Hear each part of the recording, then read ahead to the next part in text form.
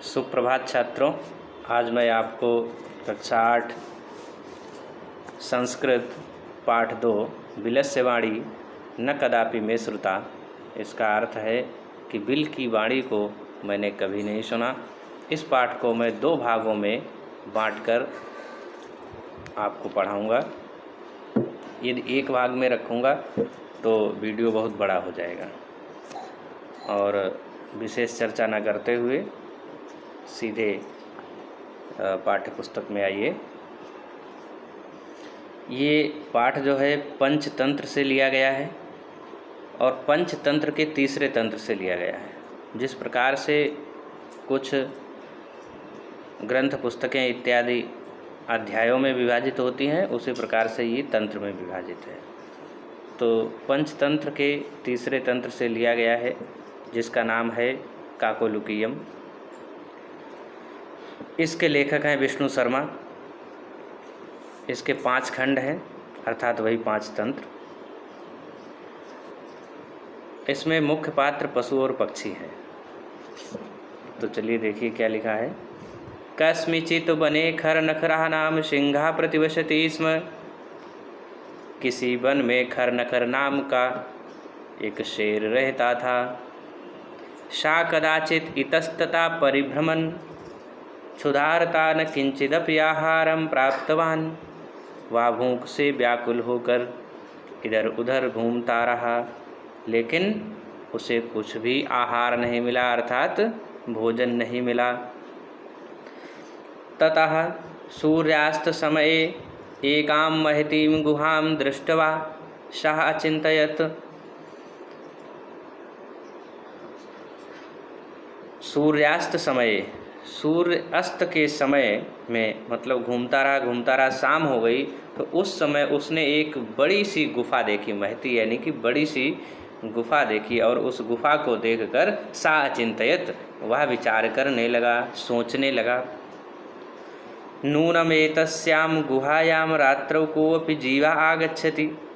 निश्चित ही रात्रि के समय इस गुफा में कोई न कोई जीव आएगा। अतः अत्रैव निगूढ़ो भूत्वा तिष्ठामि इति। इसलिए हम जो है कहीं न जा कर के यहीं बैठूंगा, इसी में बैठूंगा। जब कुछ आएगा तो खाने को मिल जाएगा। एतस्मिन् अंतरे गुहायां स्वामी दधिपुच्छा नाम का श्रृंगाला समागच्छत। एतस्मिन् अंतरे गुहायां यानी कि इसके कुछ देर बाद उस गुफा का स्वामी दधिपुच्छ नामक सियार वहाँ आया।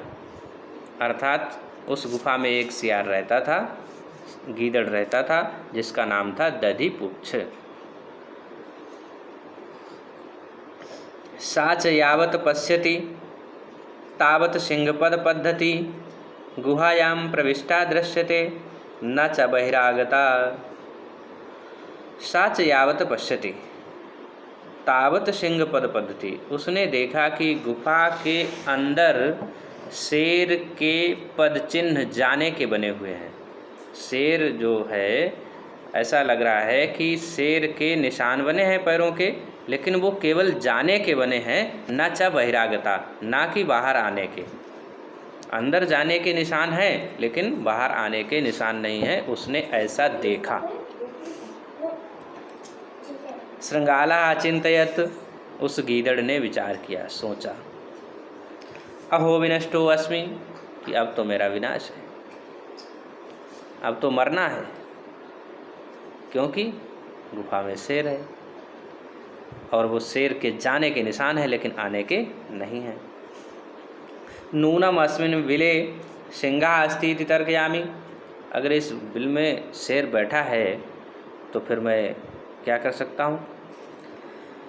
तत्किम करवाणी, तो मैं क्या करूँ।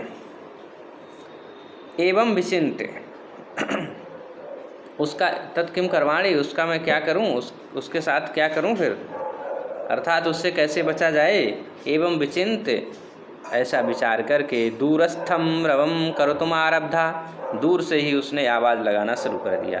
क्या आवाज़ लगाता है। वो बिल कि हे गुफा किम न स्मरसि, क्या तुम्हें ध्यान नहीं है, क्या तुम्हें याद नहीं है। येन मया त्वया सहे समया कृतो अस्ति, यत यदाहं बाह्यता प्रत्यागमिष्यामि तदा त्वं माम आकारयिष्यसि। जब मैं, क्या तुम्हें हे बिल या हे गुफा क्या तुम्हें याद नहीं है, जब मैं तुम्हारे यहाँ रहने आया था तो मैंने ये निश्चित किया था कि मैं जब आऊँगा बाहर जा कर के तो तुम मुझे बाहर से ही देख करके बुलाओगी, मुझे पुकारोगी। अगर तुम मुझे नहीं पुकारोगी तो मैं आपकी गुफा अर्थात आपको छोड़कर दूसरी गुफा में रहने चला जाऊंगा। तो आपने हाँ कहा था, मतलब ये मेरा तय हुआ था कि जब भी मैं आऊँगा तो तुम्हें मुझे बुलाना होगा। फिर आज क्यों नहीं बुलाया भाई। यदि त्वं माम न आह्वायसि तरहि अहम द्वितीयं बिलं यास्यामि इति, यदि तुम मुझे नहीं बुलाओगी, मेरा आवाहन नहीं करोगी तो मैं दूसरे बिल में रहने चला जाऊंगा। अथ एतत् श्रुत्वा सिंहा अचिंतयत्, ये सुन करके, ऐसी बातें सुन करके शेर ने विचार किया। नूनमेषां गुहा स्वामिना सदा समावाहनं करोति, हो सकता है कि ये गुफा प्रतिदिन अपने स्वामी को बुलाती होगी। परंतु मदभयात न किंचित बदति, लेकिन हो सकता कि मेरे भय से ये कुछ भी न बोल रही हो, डर से कुछ भी न बोल रही हो। ये उसने विचार किया कि ये गुफा अपने स्वामी गीदड़ को बुलाती होगी, लेकिन आज ये मेरे डर से कुछ भी नहीं बोल रही है। आज का वीडियो बस इतना ही बड़ा रखूँगा और बचा हुआ भाग अगले दिन आपको पढ़ाएंगे। धन्यवाद। हाँ, यदि आपको किसी भी प्रकार की दिक्कत आए, आपको समझने में किसी भी शब्द के अर्थ समझ में ना आए, तो आप कमेंट करके और फ़ोन करके मैसेज भेजकर किसी भी तरह से पूछ सकते हो। धन्यवाद।